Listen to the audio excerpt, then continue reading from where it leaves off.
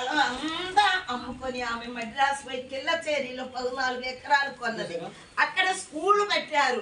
School పెట్టి hostel పెట్టారు. హాస్టల్లో పిల్లలను చూసుకోవటానికి అట్లమ్మ అని వాళ్ళు కూడా వచ్చారు. వాళ్ళని బళ్ళారి పంపించి అమ్మగారులు చేసి మా సభ స్థాపించారు. 1882వ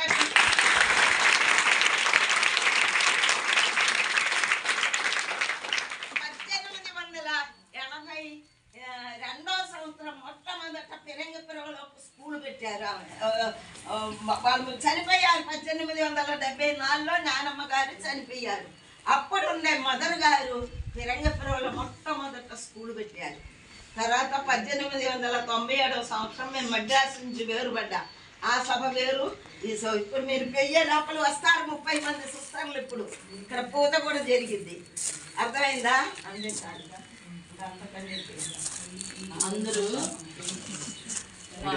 జ్ఞానమ్మ గారు మామూలుగా మనలాగా ఉండి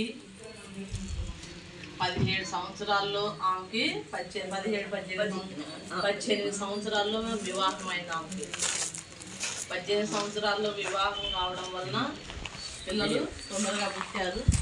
5 మంది పిల్లలు పుట్టిన తర్వాత హస్బెండ్ చనిపోయారు. ఆమెకి ఏమనిపించిందంటే ఇట్లా వయసు పిల్లలు అనాథలుగా మారిపోయే పరిస్థితి వస్తుంది. అందుకని ఆడపిల్లలందరికీ చదువు కావాలి. ఆ రోజుల్లో లిటరసీ ఎక్కువ కదా, చదువు ఉండదు. ఆడపిల్లలు అంటే పక్కన పెట్టేస్తారు. అందుకని ఆడపిల్లలందరికీ కూడా చదువు ఉండాలి అని ఆమె యొక్క ఉద్దేశం. చదువు లేని వాళ్ళందరినీ కూడా చదివించాలని. అందుకని ఇలాగా ఇప్పుడు మీరు ఎలా చదువుతున్నారు అలాగా స్కూల్ పెట్టి ఆ స్కూల్లో నుంచి 10th క్లాస్ అయిపోయిన తర్వాత 2-3 అంటే హాస్టల్ పెట్టింది. హాస్టల్ పెట్టిన తర్వాత ఆ 2-3 పిల్లల్ని మాలాగా చదువుకోవడానికని బళ్ళారి పంపించింది. బళ్ళారి పంపిస్తే వాళ్ళని సిస్టర్స్ చేశారు. వాళ్ళు అయ్యారో లేదో అన్న చనిపోయింది. ఇంకప్పటి నుంచి ఆ సిస్టర్స్ మాది దేశ విదేశాల అంత లెక్క ఉన్నాయి. ఇలాంటి స్కూల్స్ కాలేజెస్ చాలా ఉన్నాయి. లక్షల మంది ఎవ్రీ ఇయర్ ఎడ్యుకేషన్ తీసుకొని బయటకు వెళ్ళిపోతున్నారు. ఎంతోమంది టీచర్స్ మా స్కూల్స్ నుంచి కాలేజెస్ నుంచి ఆదరణ పొందుతున్నారు.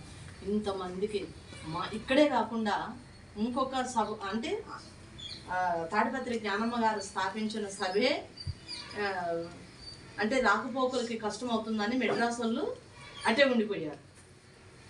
ఇక్కడ ఆంధ్ర వాళ్ళు ఇటే ఉండిపోయారు. కాబట్టి అక్కడ ఒక సభ, ఇక్కడ ఒక సభ. మళ్ళీ దాంట్లో ప్రావిన్సెస్, అక్కడ 4 ప్రావిన్సులు, ఇక్కడ 2 ప్రావిన్సులు. దేశ విదేశాల్లో నలుమూలల లక్షల కోట్లకు మంది ఈమె ద్వారా చదువుపడతారు. చూడండి, ఒక స్త్రీ చదివి మిగతా వాళ్ళని చదివిస్తే ఎన్ని కుటుంబాలు బాగుపడుతున్నాయి చూశారుగా. ఇప్పుడు మీరందరూ కూడా ఈమె యొక్క చల్లని నీడలో వచ్చి ఈమె చల్లని చెట్టు అంటే కాలేజీ, ఆ కాలేజీ వచ్చి చదవడానికి మీకు అంత సదావకాశం ఉన్న వాళ్ళకే కాదు, లేని వాళ్ళకే. లేని వాళ్ళే చదువుకొని కుటుంబాన్ని పోషించుకోవాలి. నాలాగమ హస్బెండ్లు మధ్యలో ఏదైనా జరిగిందనుకోండి, ఆ ఇంటికి ఏమవుతుంది? పిల్లలకి, తల్లికి చాలా కష్టం కదా, బయటికి పోలేరు కదా. అలాంటి ఆమెని మనందరం కూడా ప్రార్థన చేసుకుంటే ఆమె కోసము ఖచ్చితంగా మీకు నెరవేరుతాయి. ఖచ్చితంగా మీరందరూ ఎగ్జామ్లో పాస్ అవుతారు. అర్థమైందా? ఎందుకు మనం ఈ సంవత్సరం ఇక్కడికి వస్తున్నామంటే ఆమె చనిపోయి 150 సంవత్సరాలు అయిపోయింది. ఆమె చనిపోయి 150 సంవత్సరాలు అయిపోయింది. ఆ జూబిలీ చేస్తున్నాం. ఆ జూబిలీ సందర్భంగా ఈమె ఇప్పుడు సర్వెంట్ ఆఫ్ గాడ్ అయింది. కానీ ఇంకా పునీతురాలు కావాలని మేమందరం కూడా ప్రార్థన చేస్తున్నాం. హిందువులైనా, ముస్లిం అయినా, క్రిస్టియన్ అయినా, ఎవరైనా కూడా మనం ప్రార్థన చేస్తే చిన్నపిల్లలు దేవుడు ఆలకిస్తాడు. కాబట్టి మీరందరూ ప్రార్థన మీకోసం చేసుకుంటే మీకు ఏదన్నా మహిమ జరిగింది అనుకోండి, మాతో చెప్తే మేము పెద్దోళ్ళకి చెప్తాం. అర్థమైందా? మనము మనసు విప్పి దేవుడితో మాట్లాడామనుకోండి, ఆమె ద్వారా మనకి కావాల్సిన సహాయం అంతా మనకి లభిస్తుంది. అది నేను నమ్ముతా. అర్థమైందా? ఎప్పుడంటే మనం కూడా హార్డ్ వర్క్ చేయాలి. తను ఎక్కువ తన కష్టార్జితం దేవుడి మీద ఆధారపడి తన కష్టార్జితం మీద ఆమె ఆధారపడింది. ఒకటి దేవుని మీద ఆధారపడము, రెండోది ఆమె కష్టం మీద ఆధారపడడం. ఆ రెండే ఆమెని కాపాడే. ఇంత పెద్ద సంస్థలు అంటే ఏ మామూలా? ఒకటే రెండా? మీరు చూస్తున్నారు కదా ఇక్కడే స్కూల్ కాలేజ్, ఎన్ని హాస్పిటల్స్, ఎంతమంది నర్సింగ్ పిల్లలు ఎంతమంది బయటకు వెళ్ళిపోయారు, ఎంతమంది కాలేజీలు, బీఈడి కాలేజీలు, జూనియర్ కాలేజీలు. ఇక్కడ మంది తక్కువ, ఒక్కొక్క స్కూల్లో 3,000 5,000 మంది ఉంటారు. హైదరాబాద్ లోనే ఒక్కొక్క స్కూల్లోనే 3,000 5,000 అలా ఉంటారు.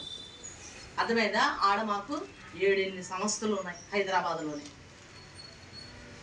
అలాగా గుంటూరు టౌన్లోనే 4 ఉన్నాయి. ఇంకా ఈ గుంటూరు ఈ సైడే 27 ఉన్నాయి సంస్థలు. అలాగా మెడ్రాసు, అది కర్ణాటక, బెంగళూరు, అన్ని రాష్ట్రాల్లో, అన్ని స్టేట్స్ లో వరల్డ్ మ్యాప్ ఎక్కడుంటే అక్కడికల్లా వెళ్ళిపోయినాయి. అంటే ఆమె ఎంత మహిమ కలది. ఆఫ్రికా ఖండంలో కూడా ఎక్కడ ఉండాల్సింది అట్లా చూడండి. ఇక్కడ ఉన్నది ఎక్కడికో పోయి చనిపోయిన హస్బెండ్ చనిపోయినా కూడా కష్టపడింది. మన మీద ఇంత కష్టం వస్తే కదా, ఇంత కష్టం వస్తే వచ్చుకోలేము, ఆకలి అయితే వచ్చుకోలేము, దప్పుకైతే వచ్చుకోలేము, బట్టలు మనకి కొత్త బట్టలు లేకపోతే వచ్చుకోలేము. మన పేరెంట్స్ ఏదైనా వాళ్ళ కష్టంలో ఉండి మనల్ని ఇది సర్దుకోమంటే మనం సర్దుకోలేము. కానీ ఆమె ఉన్నతమైన కుటుంబంలో పుట్టింది. కానీ అన్నీ వదులుకొని పిల్లలు 5 మంది పిల్లలు వాళ్ళందరినీ కూడా సెటిల్ చేసి ఒక మాలాగా ఆమె పని చేసేది. ఆమె కన్నా మేము ఎక్కువ పని చేయలేము. కాబట్టి అలాంటి వాళ్ళని మనం స్ఫూర్తి తెచ్చుకొని ఒక వాళ్ళని మనం ఫాలో కావాలి. మనం ఈరోజు ఇప్పుడు ఇంకా ఇది తిని పేపర్ ఆడ పడేస్తే చాలా అనుకుంటాము. అలా ఉండకూడదు. మన ధ్యేయం ఏంది, ఆ ధ్యేయం ప్రకారం మనము నడవాలి అనేది ఆమె చేతుల్లో, ఆమె మాటల్లో, ఆమె చూపులో, ఆమె నడుకులో అన్నీ ఆమె జీవించి చూపించింది.